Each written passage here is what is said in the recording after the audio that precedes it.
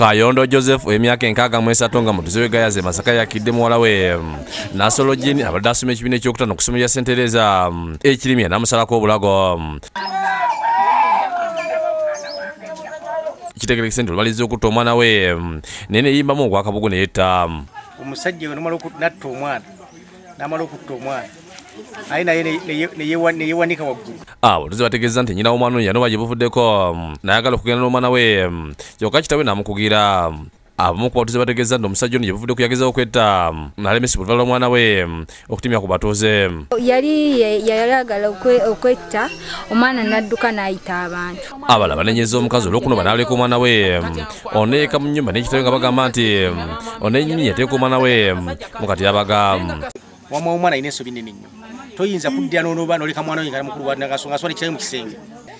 Naye ffe tetwalitegedde batukubidde bukubizi ssimu gwe yabadde agambye ku makyajje nga bagenda kuzimba baki ekiyungu. Omusajja yo kuzibu binyonyo kivu nnyo ku kyalo kyaffe ye yandeeteze narataki mwana Muntebereze yani omusajja yadde anywa enjaayi toyinza kukola kimu kyalo kifaana bwe kityo ng'omutwe gumulamu.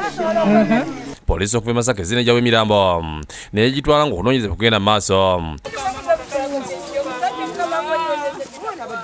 Omwogezi wa poliisi mu kikadde w'eggwanga Lameka Kigoze avumiridde embeera eno. Musajja mukulu ono yali yafunamu obuzibu ne mukyala we era omukyala n'anoba n'amuviira. Akoze ekisoboka okulaba nga agezaako okuzza omukyala ono mu maka naye byonna byazaakola nga bigwa butaka. Waliwo ne maama nti abadde Sala omutuuze b'Essumbwe amaze ebbanga lya wiiki emu ng'anoonya mutabani we Shafiki Nganda. Namugamba tomuta kusaawa 7 alina ekizibu ajja kudda mu kkubo naye kati gwe munteere essaawa 9 manye nti akomyewo waka era ekyabadde akikola naye kwolwo lwatadda nagamba omwana asuzeewa. Omwana ono yabula okuva ku ssomero lya St. Maria Goleti Essumbwe era ng'asuuliddwa leero ng'ayagwa muwala gwa Lubigi n'afiiramu. Omulambo okugula bakiddiyo omu ku bayizi yali asoma naye okulemeramu mukulu w'essomero Beatrice Namugoye n'amutwala omuwala guno.